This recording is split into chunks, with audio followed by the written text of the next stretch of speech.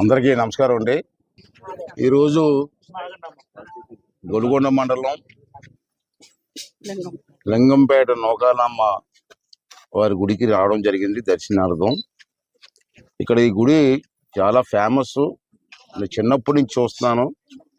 ఇక్కడ ప్రజలు, ఈ మండలంలో ప్రజలు కానీ, గ్రామ ప్రజలు కానీ, కమిటీ సభ్యులు కానీ అందరూ కూడా భక్తి శ్రద్ధలతో ఒకరోజు పండగ కాదు, ఇది 2 రోజుల పండగ కాదు, ఒక 9 రోజులు అలా చేసి బ్రహ్మాండంగా ప్రతిరోజు తీర్థం లాగా రోజు ప్రోగ్రామ్స్ ఎంతో నా చిన్నప్పటి నుంచి చూస్తాను నేను.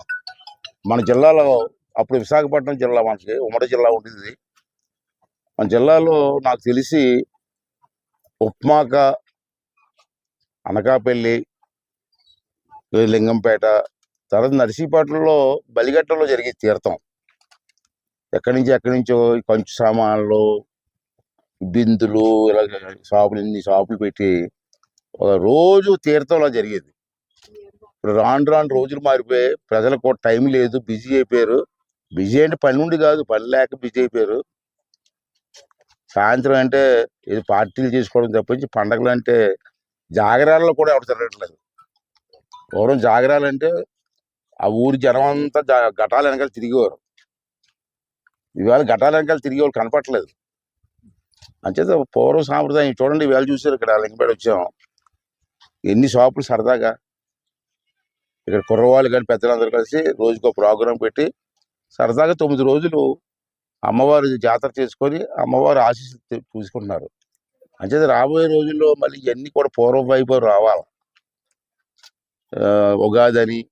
ఉగాది చూశారు మొన్న. నేను ప్రెస్లో కూడా చెప్పాను, ప్రతి ఊర్లో కూడా రామ మందిర్లో ఉగాది చేయండి రా బాబు అని. కానీ ఎంతమంది చేశారు? ఉగాది చేసుకోవడానికి కూడా ప్రజలకు టైం లేదు. నూకాలం పండగ ప్రతి సంవత్సరం వస్తుంది. గ్రామ దేవతల పండగలో రేపు 6వ తారీఖు శ్రీరామనవమి. ఇప్పటికీ మీ ద్వారా మనం చేస్తాం అందరికీ. మన నర్సీపట్నం నియోజకవర్గంలో 101 పంచాయతీలు ఉన్నాయి. 101 పంచాయతీల్లో రేపు శ్రీరామనవమి చేయండి. ఏం ఖర్చు అవుతాయి మీకు? మంత్రి గారు వస్తారు, మంత్రాలు చదువుతారు, ఆ ప్రసాదం మంచి పెడతారు.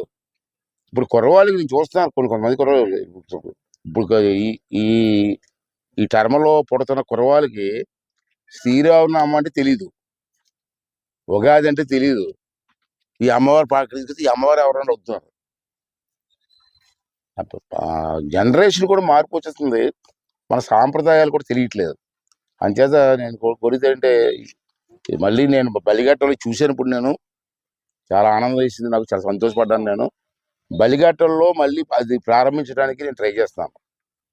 ఈ కుట్లందరూ పిలిచి బలిఘట్టంలో ఒక 5-6 రోజులు 9 రోజులు పెడదాం. పూర్వం జరిగింది, అలా తీసుకురావాలా. రేపు శ్రీరామనవమి 6వ తారీఖున ఉంది. మనందరికీ కూడా రాముడు అంటే మనందరికీ దేవుడే కదా. అంటే ప్రతి పంచాయతీలో రామ మందిరంలో శ్రీరామనామం చేసి ఆ పూజ చేస్తే ఆ గ్రామం సుభిక్షంగా ఉంటుంది, అభివృద్ధి చెందుతున్న పెద్దలు చెప్పారు. అంటే అందరూ కలిసి ఎంత అవుతుందండి, అందరూ కూర్చుంటాం. దీనికి పార్టీలు ఎందుకు? ఏ పార్టీ కూడా రాముడి దగ్గర పార్టీలు ఎందుకు? మనకి కూర్చొని సరదాగా 1 గంట శ్రీరామనవమి చెయ్యాలని చెప్పి మీ ద్వారా కోరుకుంటూ, మరి అమ్మవారి ఆశీస్సులు మన ప్రాంతానికి ఉండాలని, అలాగే నేను ఇంకా 4 సంవత్సరాలు మనకి అధికారం ఉంటుంది కాబట్టి అమ్మవారి ఆశీస్సులతో మనం ఏవైతే చేద్దాం అనుకున్నామో కార్యక్రమాలన్నీ కూడా ఎక్కడ ఆటంకం లేకుండా విజయంగా పూర్తి చేసి ప్రజలందరూ ఆశీస్సులు పొందాలని చెప్పి నేను మనస్ఫూర్తిగా కోరుకుంటున్నాను. దానికి అమ్మవారి ఆశీస్సులు కావాలని చెప్పి మనస్ఫూర్తిగా కోరుకుంటూ, మరి కార్యక్రమం చేస్తున్న కమిటీ వాళ్ళకి, సహకరిస్తున్న ప్రజలందరికీ కూడా మనస్ఫూర్తిగా నా ధన్యవాదాలు తెలియజేసుకున్నాను.